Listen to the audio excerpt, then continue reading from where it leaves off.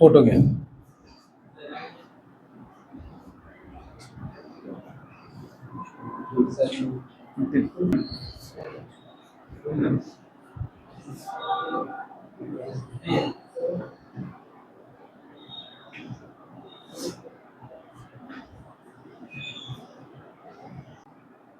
टाळीसवरती बसलेले श्री जोशी साहेब, मला वाटतं त्यांचे शेजारी बसलेले गोरकर नेरकर साहेब, हा, त्यानंतर आमचे ॲडव्होकेट सोळंके साहेब आणि डावकर पाटील, या सगळ्यांना मी जवळून ओळखतो.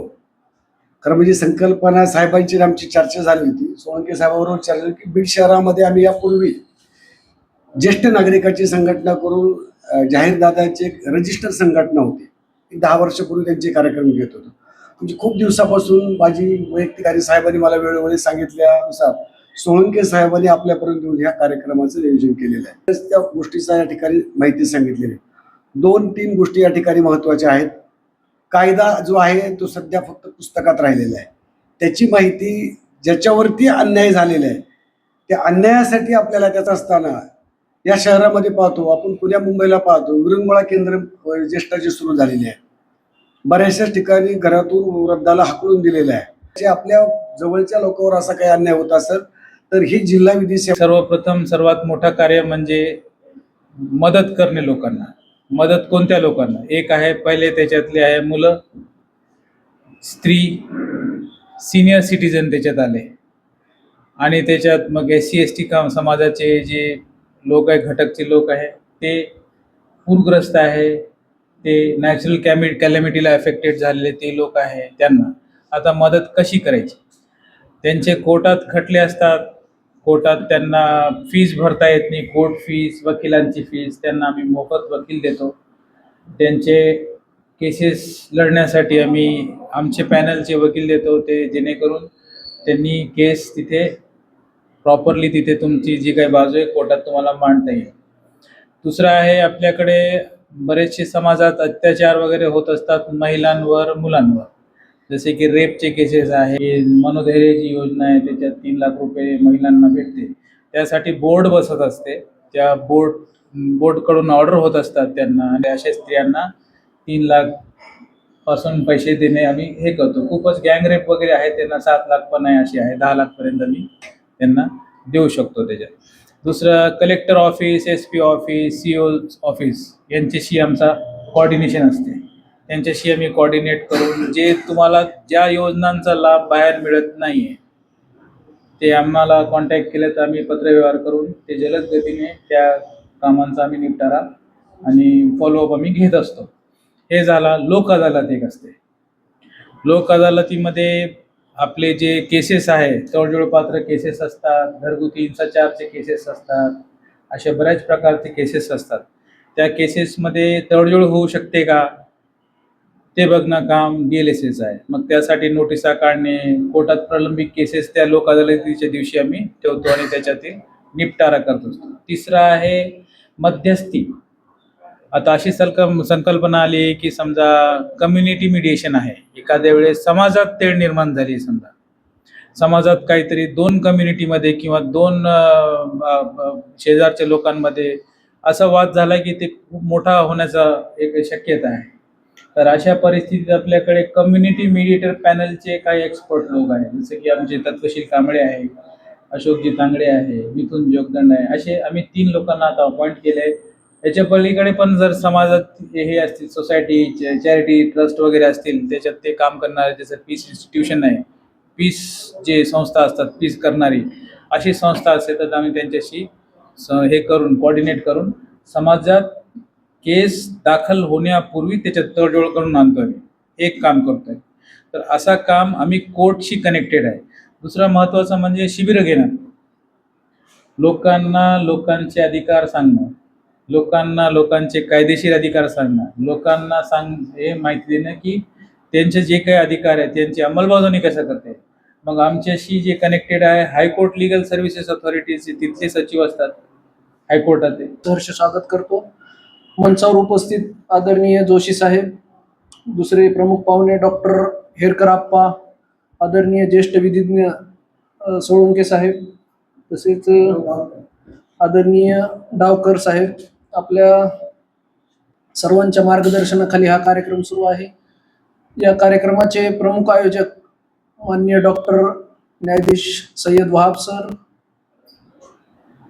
आदरणीय डॉक्टर ॲडव्होकेट साबळे सर, या कार्यालयाचे अधीक्षक माननीय शिंदे साहेब व आपण सर्व सन्माननीय. खरं तर ज्येष्ठ नागरिक हा कायदा 2007 नागरिकांना सांभाळण्याची त्या सर्वांची ती जिम्मेदारी आहे. कारण ज्येष्ठ नागरिक हे आपल्या आयुष्यात रक्ताचं पाणी करून, मुलगा असेल, मुलगी असेल किंवा नातू असतील, या सर्वांना त्यांच्या जीवात जोपर्यंत जीव असतो तोपर्यंत ते सांभाळतो. परंतु ज्यावेळेस ते स्वतः अंथरुणाला खिळले जातात त्यावेळेस त्यांच्याकडे पाहण्यासाठी न्यायालयीन कोठडी दिली होती 15 दिवसाची. शेवटी माझे मित्र एक भताने होते, म्हणले जाऊ द्या सर, गेले ते गेले, 5-10 हजार कशासाठी. आम्ही कोर्टाला संमती पत्र दिलं, त्याला सोडून दिलं. जाताना तिकिटाचे पैसे, जेवण घालून दिले. त्याचं एक सुंदर पत्र आलं की सर, माझ्या कातडीचे जोडे केले तर तुमचे उपकार फिटणार नाहीत, पैसे काही आले नाहीत. सांगायचं तात्पर्य असं, कोर्टामध्ये 3दा गेलो पण मला त्यामध्ये काही यश आलं नाही. मित्र, मी फार मोठं भाषण देणार असं नाही, पण जीवनामध्ये 3 गोष्टी अपरिहार्य आहेत प्रत्येकाचे: योग, भोग आणि रोग. वकील साहेबांनी, आमच्या पाटणकर गोस्वामी साहेबांनी मला सांगितलं, मला काही कळे ना कशासाठी आहे. तर म्हणलं सिनियर सिटीजन आहे तर आपण जाऊ, काय असेल ते बघू. फार चांगली माहिती आपल्या दोघांतर्फे मिळाली, याचा उपयोग करू. आमचं एकता मित्रमंडळ नावाचं एक मंडळ आहे. स्टेडियमवर आम्ही 35 लोकांचं रजिस्टर मंडळ आहे. आपल्या माहितीसाठी सांगतो, आम्ही काय करतो, वाढदिवस साजरे करतो. त्याचे वर्षातून एकदा टूर असतो. खरं म्हणजे आमच्या आज 35 लोक आले असते, पण आजच सकाळी टूरला गेले. एक टूर असतो महाराष्ट्रातला, एक असतो महाराष्ट्राच्या बाहेरचा. त्याच्यानंतर म्हणजे लग्नाचे वाढदिवस, जो म्हणजे जीवनाला ऊर्जा मिळण्याचं ठिकाण म्हणजे आमचं एकता मित्र मंडळ आहे. सकाळच्या प्रहरी आम्ही जमतो, गप्पा गोष्टी चालतात. अमेरिकेच्या ट्रम्प्स पासून बीडच्या जयदत्त क्षीरसागरपर्यंत वर्तमानपत्र वाचायची गरजच पडत नाही आम्हाला. इतकी चांगली ऊर्जा आमच्या मंडळातून मिळते. कधी आपल्यापैकी जर वेळ मिळाला तर आम्ही आमच्या तिथं स्वागत करू. आम्ही आदर्श विद्यार्थ्याचे स्वागत करतो आमच्या मंडळातर्फे, आणि असामान्य कामगिरी करणाऱ्या व्यक्तीचा पण गौरव करतो. सांगायचं तात्पर्य असं की जीवनाच्या या प्रवासामध्ये हा योग आहे. भोग कशाला म्हणतो, प्रभू रामचंद्र उद्या राज्याभिषेक होणार, त्याला वनात जावं लागलं. प्रिय पत्नी शत्रू पक्षानं पळवताना पाहावं लागलं. आवडता भाऊ लक्ष्मण धारातीर्थी पडल्यानंतर मांडीवर घेऊन रुदन करावं लागलं. म्हणजे ईश्वराचा अवतार असणारा प्रभू रामचंद्र याला देखील भोग चुकलेच नाहीत. आणि रोग, भारताच्या माजी परराष्ट्र मंत्री सुषमा स्वराज असतील, माजी अर्थमंत्री अरुण जेटली असतील, वय फारसं नव्हतं, दवाखान्यात जायला पैसे नाहीत, अशी बी गरिबी नव्हती, पण तरी रोगाला बळी पडून जावंच लागलं. सांगायचं तात्पर्य, आपल्या प्रत्येकाच्या जीवनामध्ये योग, भोग आणि रोग हे आहेतच. याची तीव्रता जास्त भासू द्यायची नसेल तर एक तत्व सांगतो आणि माझं व्याख्यान संपवतो. सुविचार, सन्मार्ग आणि सत्याचं आचरण जर आपण ठेवलं तर याचे 10 चटके आपल्याला बसत नाहीत. शेवटी मी एवढंच म्हणतो की जिसकी सोच में आत्मविश्वास की महक है, जिसकी सोच में आत्मविश्वास की महक है, जिसके इरादों में हौसलों की मिठास है, उसकी पूरी जिंदगी एक महकता गुलाब है, एक महकता गुलाब है. असं म्हटलं तर वावगं ठरलं नाही.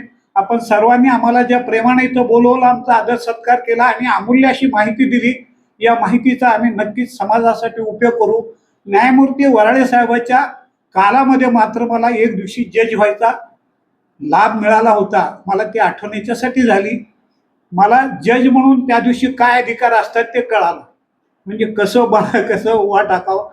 4 केसेस कुटुंब विभक्त झाल्याच्या मी त्या दिवशी जुळवल्या होता.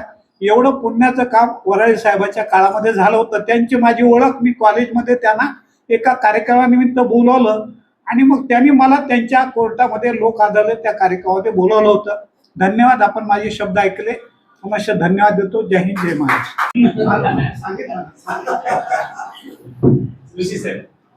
आदरणीय न्याय देवतेनं आपल्याला बोलवलं आणि न्याय देवतेनं सन्मान केलेला आहे. शासनाच्या सर्व खात्यामध्ये देवता ही पदवी कुणालाच नाही, फक्त ती न्याय देवतेला आहे. आणि त्या न्याय देवतेला वंदन करून मी 2 शब्द बोलतो. काल सरांनी सांगितलं हे केलं की ज्येष्ठ नागरिकांचा कार्यक्रम आहे, तुम्ही येता का? मी म्हणलं सर आपल्या सर्वांनाच माहिती यातले सगळेजण माझ्या परिचयाचे आहेत आणि तत्वशील कांबळे हे आमचे फॅमिली मेंबर आहेत, पालिमकर सर. तर असा हा जो योग आलेला आहे, आज माझं या ठिकाणी प्रथमच आगमन आहे. परंतु आपल्या सर्वांना माहिती आहे, बीडमधला कुठलाही पेपर वाचला की जोशी मुंडे आज पिंपळनेरमध्ये, जोशी मुंडे आज पालीमध्ये, जोशी मुंडे आज मौजमध्ये, असं त्या पेपरला यायचं. त्यावेळेला मुख्यमंत्री होते मनोहर जोशी साहेब आणि गृहमंत्री होते मुंडे साहेब. ते जोशी मुंडे आणि माझ्याकडे प्रबोधन करण्यासाठी इन्स्पेक्टर जनरल ऑफ पोलीस त्यांनी जनसंपर्क म्हणून काढला होता की पोलिसांनी त्यांच्यामध्ये प्रबोधन, पोलिसांनी असं करावं की पोलिसाविषयी जे गैरसमज आहे, समाजामध्ये ज्या काही अडचणी होतात त्या पोलिसांनी त्यांच्या जवळ जावं, समाजाच्या जवळ जावं, समज गैरसमज दूर करावे. त्याच्यामध्ये मी 98 कार्यक्रम बीड जिल्ह्यामध्ये केले आणि मुख्यमंत्र्यांनी मला सत्कारित केलं त्यावेळेला. एवढं झाल्यानंतर या ठिकाणी जिल्हा विधी सेवा प्राधिकरणाच्या माध्यमातून जे काही सचिव आहेत आपले, त्यांच्या मार्गदर्शनाखाली वकील साहेबांनी बीड शहरातील ज्येष्ठ नागरिक, ज्येष्ठ विचारवंत आहेत, जे की असंख्य विचारांचा ठेवा यांच्यामध्ये गेल्या अनेक वर्षापासून ठासून भरलेला आहे. हे वयोवृद्ध असले तरी आपल्या देशासाठी त्यांनी अनेक वेळा महत्त्वाचं योगदान दिलं आहे. त्यांचे या ठिकाणी विचार सर्वांनीच ऐकलेत. या ठिकाणी त्यांना बोलण्यासाठी वकील साहेबांनी विनंती केली. या ठिकाणी कार्यक्रमाला ते उपस्थित राहिले, त्याबद्दल मी सर्व विचारवंतांचं, या ठिकाणी ज्येष्ठ जे काही प्रतिष्ठित आहेत, नागरिक आहेत, त्यांचं मनपूर्वक आभार मानतो. आणि या कार्यक्रमाला सर्वांचीच उपस्थिती राहिली त्याबद्दल मी सर्वांचे पुन्हा एकदा सचिवांच्या विधी सेवा प्राधिकरणाच्या माध्यमातून नक्कीच या ठिकाणी आभार मानतो आणि हा कार्यक्रम संपला असं जाहीर करतो. धन्यवाद.